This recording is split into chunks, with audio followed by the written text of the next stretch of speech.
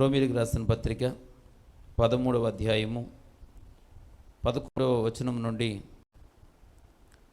12వ వచనం వరకు 11, 12 వచనాలని మనం చదువుకొని వాక్యంలో నుంచి కొంత సమయం దేవుని మాటలను విందాము. మరియు మీరు కాలమును ఎరిగి నిద్ర మేలుకొని వేళ అయినదని తెలుసుకొని అలాగూ చేయుడి. మనము విశ్వాసులమైనప్పటికంటే ఇప్పుడు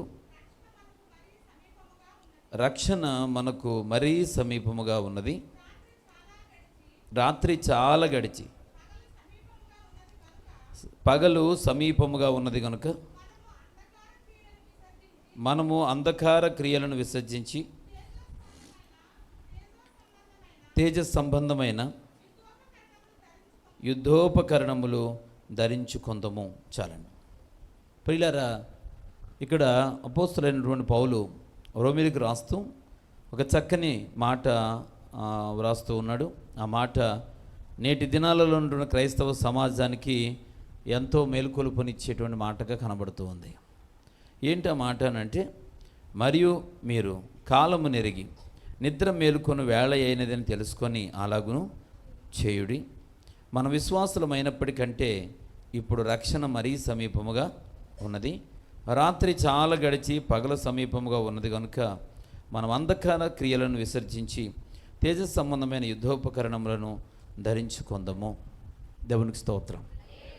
ప్రియులారా, ఈరోజు ప్రస్తుత కాలాన్ని గురించి దేవుడు లేక పరిశుద్ధాత్మ దేవుడు మనకు ఒకసారి జ్ఞాపకం చేస్తూ ఉన్నాడు. ఎందుకంటే కాలము అనేది చాలా ప్రాముఖ్యమైనది.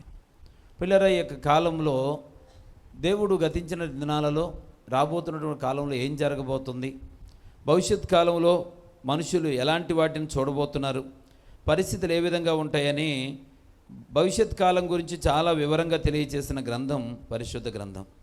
పిల్లరా, అయితే అందులో ఇప్పుడు ఇక్కడ మనం చదువుకున్న మాటను చూస్తే ప్రతి క్రైస్తవుడు లేక క్రీస్తుని విశ్వసించినటువంటి దేవుని బిడ్డలందరూ కూడా ఏం చేయాలని దేవుని వాక్యం చెప్తుందంటే, కాలము నెరిగి నిద్ర మేలుకొని వేళ అయినదని తెలుసుకొని అలాగూ చేయండి. అంటే నిద్ర మేలుకోండి అని అంటున్నాడు. ఎఫెసీ పత్రిక 5వ అధ్యాయం 25వ వచనంలో కూడా రాసుకోండి, చదవాల్సిన అవసరం లేదు. కానీ అక్కడ కూడా అంటాడు, నిద్రించుచున్న నీవు మేలుకొని మృతులలో నుంచి లెమ్ము, క్రీస్తు నీ మీద ప్రకాశిస్తాడు. పిల్లరా, ఈరోజు క్రైస్తవ సంఘాన్ని మేలుకొలుపుతూ ఉన్నాడు పరిశుద్ధాత్మ దేవుడు. మనము లేవాలి అంటే మనం ఏ స్థితిలో ఉన్నామో, ప్రస్తుతానికి ఏ విధంగా సాగుతున్నామో అలానే ఉండిపోవడానికి వీల్లేదు. మీరందరూ కూడా మేల్కొల్పబడాలి, మీరు లేవాలి అనేటువంటి మాట చెప్తూ ఉన్నాడు. ఇందులో నుంచి లేవాలి అంటే నిద్రావస్థలో నుంచి లేవాలి. నిద్రావస్థ అనేది మనం చూస్తే సమస్తాన్ని మనం మర్చిపోయి ఇప్పుడు నేనేమి చేయాల్సిన అవసరం లేదు, ప్రశాంతంగా అన్ని పనులను విడిచిపెట్టి చేయాల్సిన దాని మీద అంటే క్రియ మీద ఏమీ మనసు పెట్టకుండా పిల్లరా నిశ్చింతగా ప్రశాంతంగా ఉండడాన్ని నిద్రావస్థ అంటాం. ఈరోజు క్రైస్తవ సంఘంలో ఉన్నటువంటి క్రీస్తు బిడలమైన మనందరం కూడా నిశ్చింతగా కొనసాగుతూ ఉండడాన్ని పరిశుద్ధాత్మ దేవుడు ఒకసారి తప్పు పడుతూ ఉన్నాడు. ఎందుకంటే మరి ఇర్మియా గ్రంథంలో దేవుడు చెప్తాడు, ఇర్మియా గ్రంథకర్త ద్వారా, యెరూషలేము కాలిపోతూ ఉంటే నీవేమాత్రం పట్టించుకోకుండా ఉండడం నీకు ధర్మమా, నీకు న్యాయమా? ఇదిగో ఇర్మియా అని దేవుడు గద్దిస్తూ చెప్తాడు. ఒకవైపున యెరూషలేము కాలిపోతూ ఉంటే, ఒకవైపున పట్టణాలు నాశనం అయిపోతూ ఉంటే నిశ్చింతగా ఊరుకోవడం నీకు ఇదేమన్నా న్యాయమా? నువ్వు లే అని దేవుడు లేపుతాడు. ప్రియులారా, ఈరోజు క్రైస్తవ సంఘాన్ని కూడా దేవుడు లేపుతూ ఉన్నాడు. ఎందుకంటే క్రైస్తవ సంఘం లోకానికి కావలి కాసేది. కావలివాడిగా క్రైస్తవ సంఘాన్ని దేవుడు నియమించాడు. ఇలాంటి సందర్భంలో లోకంలో ఉన్నటువంటి పరిస్థితులు నాశనానికి దారి చేరువైపోతున్నప్పుడు వాటిని రక్షించాల్సినటువంటి బాధ్యత క్రైస్తవ సంఘం మీద ఉంది. కనుక క్రైస్తవ సంఘం నిద్రావస్థలో ఉండి, అనగా ఇహలోక సంబంధమైనటువంటి సంతోషాలతోనూ ఆనందాలతోనూ జీవిస్తూ కాలక్షేపం చేయటం అనేది దేవుని యొక్క వాక్యానుసారం కాదు, లేక విశ్వాస యొక్క లక్షణం కాదు.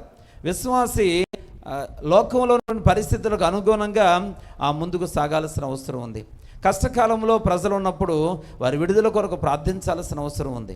ప్రజలు బంధకాల్లో ఉన్నప్పుడు వారిని దేవుడు విడిపించాలనేటువంటి ప్రార్థన క్రైస్తవ సంఘం నుంచి రావాల్సిన అవసరం ఉంది.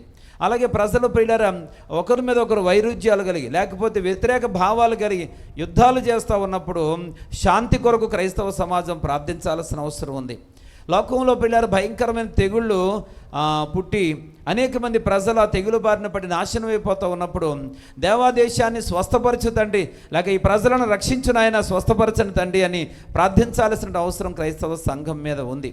ప్రకృతి విపత్తులు కానీ ఇతర రకరకాలను కలిగినప్పుడు దేవుని యొక్క కనికరం ఆ యొక్క ప్రాంతాల మీద ఉండాలని క్రైస్తవ సంఘం ప్రార్థించాల్సినటువంటి అవసరం ఉంది.